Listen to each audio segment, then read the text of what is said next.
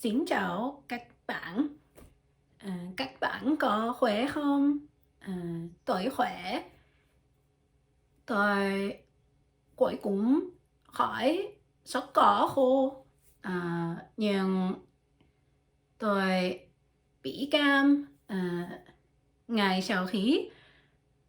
Nhưng mà tôi khỏi cam. Đây là video ngày 60 cho thử thách Fluent in 3 months.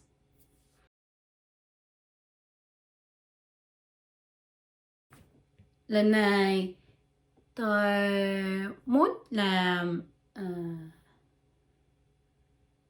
cái gì khác nên một sở thích của tôi là nấu ăn nên tôi quyết định nấu từ món Việt. Tôi chỉ cho bạn cách làm nó. Nhưng video sẽ mất 30 phút. Tại tôi làm video này ngắn hơn.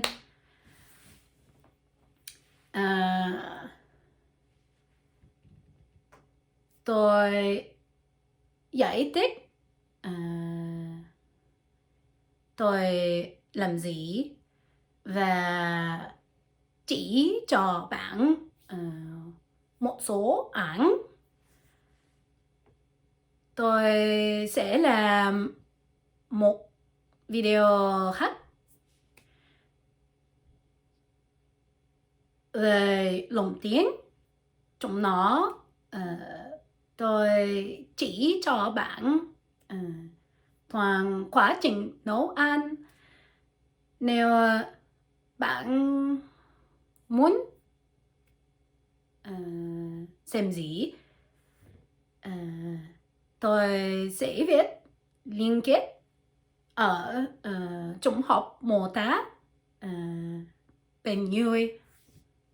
Cho video này tôi nấu từ một món Việt nổi tiếng.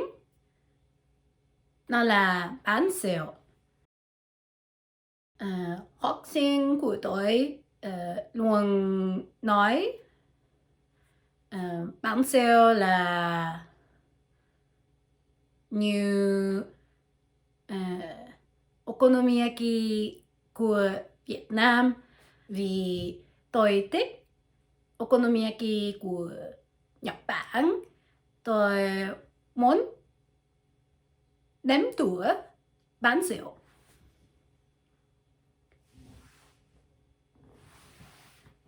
Tôi yêu nấu ăn. Tôi nấu món ăn trên toàn thế giới.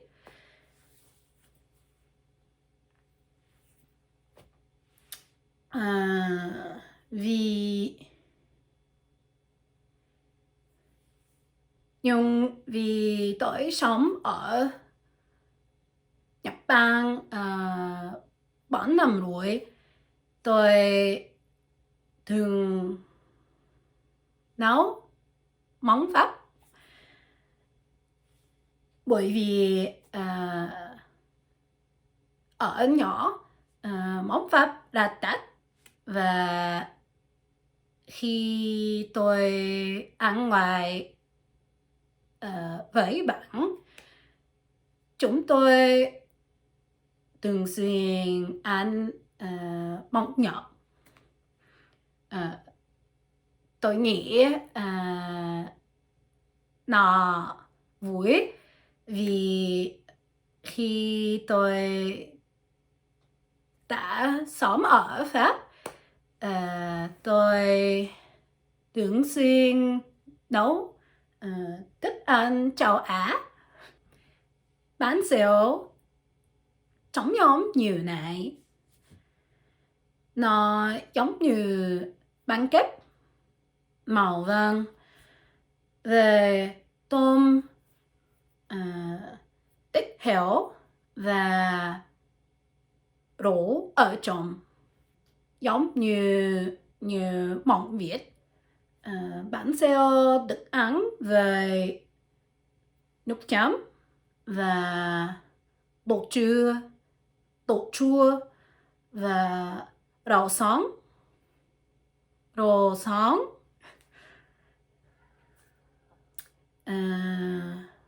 Nhưng mà như rau sống của Việt Nam không thể được tìm ở Nhật, nên cho làm bánh xèo tôi sử dụng giá đỗ và komatsuna hay cải bồ xôi Nhật Bản cho nhẫn và cho món ăn phụ. Tôi sử dụng rau salad và komatsuna và rau racket.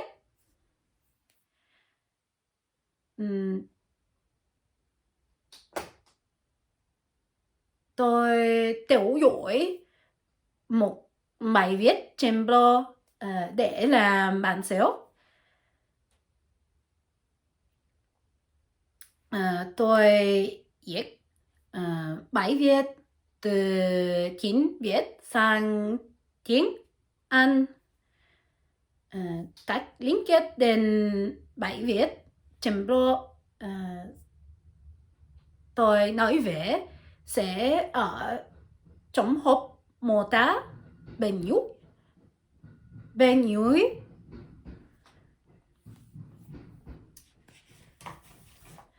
Đây là bánh nhét của tôi.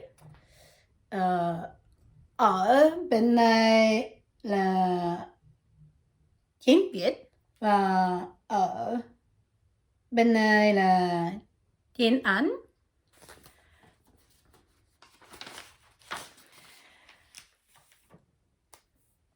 Tôi cân lỗ để viết nó, nhưng bài viết có nhiều thông tin tốt như các trọng tóm hay tích và gợi ý thêm một số bia vào bộ để vỏ sẽ rộng hơn.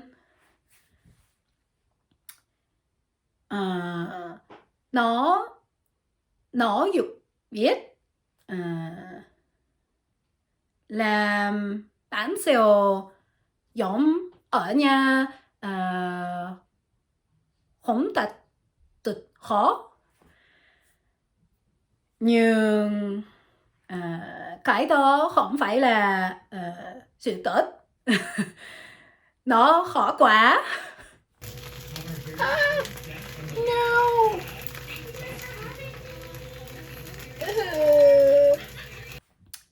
Bánh xèo của tôi đã có viên nhóm khi tôi làm nó, nhưng nó sẽ mềm nhàng.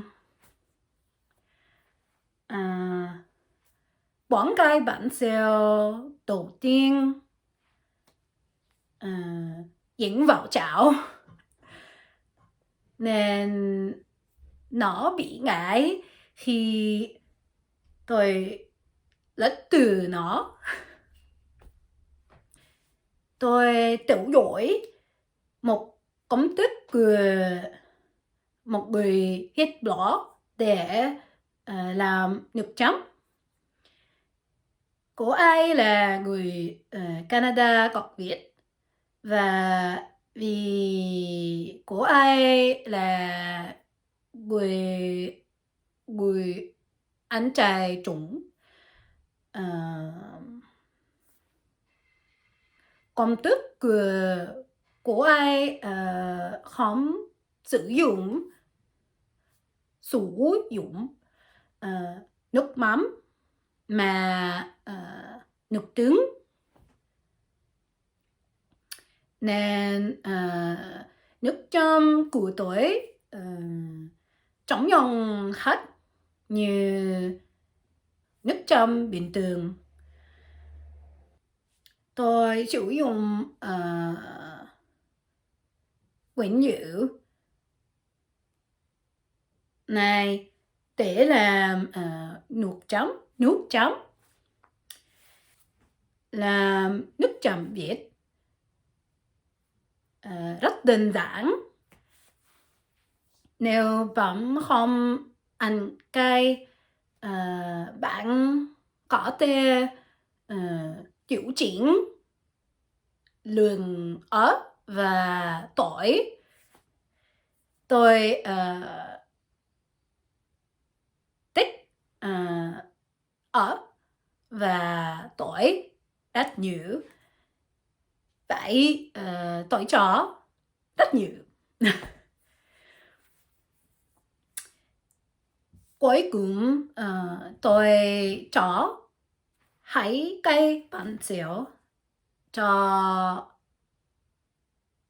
bạn đến từ Việt, tên là Quyên. Cô ấy nói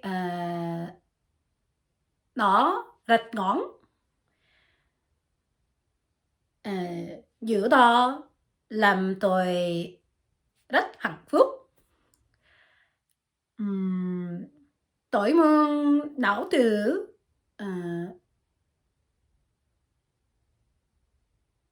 tôi muốn nấu từ bán xỉu nữa, và tại nhiều tôi có thể làm bán xỉu giống. Tôi nghĩ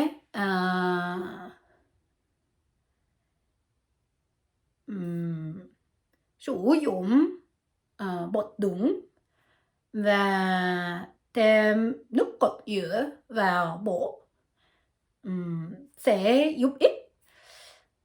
Tôi cũng nghĩ dùng một chảo trồng Việt ngay từ đầu cũng giúp ích. Đó là tất cả ngày hôm nay. Nếu bạn muốn xem cách tôi làm bán xỉu và nấu từ nó trong miệng, xem 70 phút video của tôi. Nó có phụ đề tiếng Anh. Hẹn gặp lại 30 ngày sau các bạn nha. Tạm biệt.